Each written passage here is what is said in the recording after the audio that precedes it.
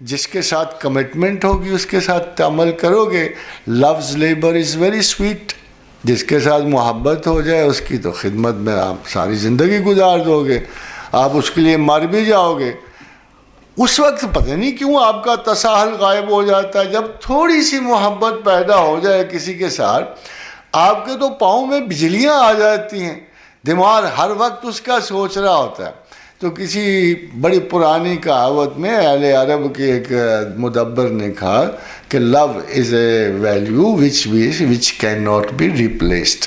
یہ واحد ویلیو ہے جس کی ریپلیسمنٹ ہی کوئی نہیں ہے. اب جب اس کی ریپلیسمنٹ ہی کوئی نہیں ہے, یہ ایک منفرد سا جذبہ جس میں پیدا ہو جائے, تو آپ سوچ سکتے ہو کہ پتہ نہیں انسان میں کیا ہے. آنیسٹلی ٹیلنگ, یہ میں نہیں آج تک سمجھ سکا کہ جس انسان سے محبت ہو جائے اس کو آپ دے دلا تو کچھ نہیں سکتے, دل کرتا اس کی خدمت کی جائے. یعنی محبت ایک ایسا جذبہ ہے کہ وہ ہر ظالم سے ظالم شخص کو مجبور کر دے گا کہ جس سے اسے محبت ہے اس کی خدمت کی جائے. اب دیکھو نا, آپ کو اللہ سے ایسا انس کیوں نہیں ڈیولپ ہوتا؟ سب سے بہترین محبت تو صفاتی ہوتی ہے. ایسی صفات تو کسی اور میں ہے ہی نہیں. فار ایگزامپل, جس کا کوئی دوست نہیں اس کا اللہ دوست ہے. اللہ کے سوا کوئی قابل اعتماد دوست ہے ہی کوئی نہیں. آج کے گلے شکوے دیکھو, ادھر سے ادھر کر دیتی ہے دنیا, بگاڑ دیتی ہے. گلہ ہی سب سے بڑا ہے. ہم نے اتنا انس رکھا, اتنا پیار رکھا, اگلوں نے ہمیں کوئی جواب ہی نہیں دیا, اگلوں نے یہ کر دیا. تو یہ وہ جذبہ ہے. اگر آپ نے اس کا برابر کا صلہ لینا ہے تو صرف اللہ سے ہو سکتا ہے. اس کے پاس کوئی ریٹرن کی کمی نہیں ہے. اور وہ کہتا کیا, اب دیکھو ہمارے رسم بنی ڈرو ڈرو ڈرو. بھائی کہاں تک ڈرو؟ میں کیا ڈروں اللہ سے؟ وہ مجھے نظر نہیں آ رہا. وہ اتنا بڑا ہے کہ میں تو ایک معمولی سے پنچکی کے خوف سے پس جاتا ہوں. میں ایک پتھر کی ضرب سے ختم ہو جاتا ہوں. میں اس سے کتنا ڈر سکتا ہوں؟ رات کو ایک حادثہ پیش آ جائے, ایک سایہ میری اگر کھڑکی کے سامنے آ جائے تو میں خوف سے مرا جاتا ہوں. میں اللہ سے کتنا ڈر سکتا ہوں؟ کیا اللہ بھی ڈرانے کو کہتا؟ نو, ناٹ ایٹ آل. بھائی وہ کہتا ہے یار اس چیز سے ڈرو جو تمہیں مجھ سے دور کر دے. اللہ کا صحیح معنی میں خوف یہ ہے کہ اس چیز سے ڈرو جو تمہیں اللہ سے دور کر دے. پھر اپروچ کیا ہے؟ وہ تو اس نے بڑی سادہ سی بات کی, لن تنالوا البر حتی تنفقوا مما تحبون. مجھے محبت کرنا نا, اب کوئی عورت اور کوئی مرد کہہ دے مجھے, اس پہ اگر کوئی اختلاف ہو, اس پہ کوئی اختلاف نہیں کہ محبت کرنے والا کوئی شیئرنگ نہیں چاہتا, ایسا نالائق ہوتا ہے. کوئی شیئرنگ نہیں چاہتا, نہ کوئی مرد چاہتا شیئر کرنا, نہ کوئی خاتون چاہتی شیئرنگ. مگر جو شیئر کرے گا وہ اتنا بڑا عالی ظرف ہوگا, اتنا بڑا عالی ظرف ہوگا کہ وہ محبت کے اعلیٰ ترین مقامات تک چلا جائے گا. ہم اس کو نارمل لو افیئرز نہیں کہہ سکتے. جو برداشت کرے گا, جو سمیٹے گا, جو اس پوزیشن کے ایلیمنٹ کو اپنے سینے میں سمیٹ کے دوسروں کو الاؤنس دے گا, وہ تو بہت بڑا انسان, بہت بڑا مفکر, بڑا دانشور, خدا کا بہت بڑا بندہ ہوگا. اسی لیے آپ کو مسٹکس میں زیادہ ایکسیپٹنس نظر آتی ہے.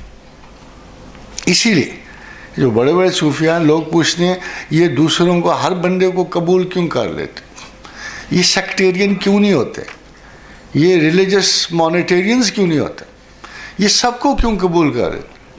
معین الدین کے بعد سکھ کیوں آتے ہیں, ہندو کیوں آتا ہے, مسلمان کیوں آتا ہے, شیعہ سنی کیوں آتا ہے؟ یہ حیران ہو جاتے ہیں.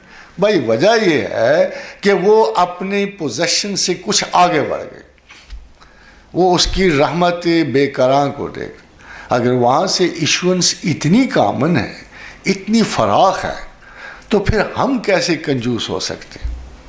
وہ اسی لیے یہ جو اہل کفر کے بیچ میں بیٹھتے ہیں, یہ بڑے بڑے صوفیاء, وہ اپنے جبری طرز عمل سے کسی کو مسلمان نہیں کرتے.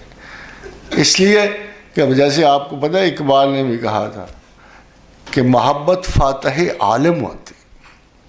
اور ان لوگوں کو آپ صحیح محبت کے مراکز تصور کر سکتے ہیں۔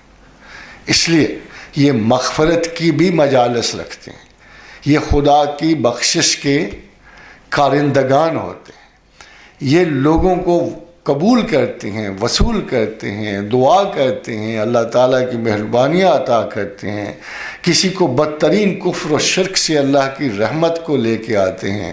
خدا ان کا منتظر ہوتا ہے، خدا اس لیے ان کے درجات بلند کرتا ہے کہ یہ وہ لوگ ہیں جو اس کی رحمت پہ قدغن نہیں لگاتے، رکاوٹ نہیں لگاتے۔ اب آپ دیکھیے اللہ کو توبہ سے خوشی کتنی ہوتی ہے۔ یہ ویسے ہے لطیفہ تھا، مگر یہ الہیاتی لطیفوں میں سے ہے کہ اللہ کے رسول کا ارشاد ہے صلی اللہ علیہ وآلہ وسلم، یہ خوبصورت لطائف میں سے کہ اللہ توبہ سے، بندے کی توبہ سے اتنی محبت رکھتا ہے جیسے اس بدو کی طرح جس کا صحرا میں نا بڑی دور نکل جائے، کوئی چشمہ نہ ہو، پھر اس کے اونٹ پہ پانی لدا تھا، خوراک تھی، سب کچھ تھا، پھر وہ گم ہو گیا۔ وہ صحرا کی وسعتوں میں اونٹ بھاگ گیا اس کو چھوڑ کے، اب وہ پاگلوں کی طرح اٹھا، اٹھ کے ادھر بھاگا ادھر بھاگا، نہ اونٹ ملا نہ پانی ملا، افلاس ملا، تھک ہار کے وہ سو گیا کہ اب موت کے سوا تو کوئی زندگی نہیں ہے، چلو ماری جاؤ۔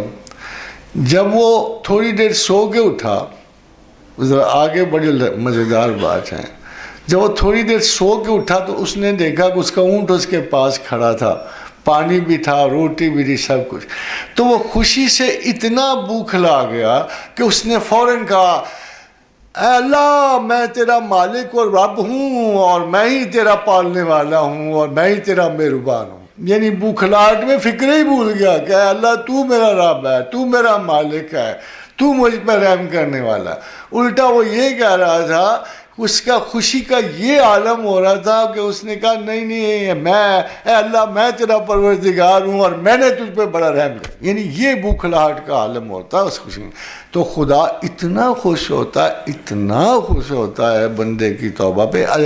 یہ بڑا غیر معمولی موازنہ ہے، اگر آپ غور کرو تو یہ بڑا غیر معمولی موازنہ ہے کہ عقل خبت ہو جاتی ہے، اللہ کی نہیں، اس بندے کی جس کو اچانک اتنی بڑی خوشخبری ملے، اس کی عقل خبت ہو جاتی ہے، وہ پتہ نہیں کیا اوٹ پٹانگ کہتا پھرتا ہے منہ سے۔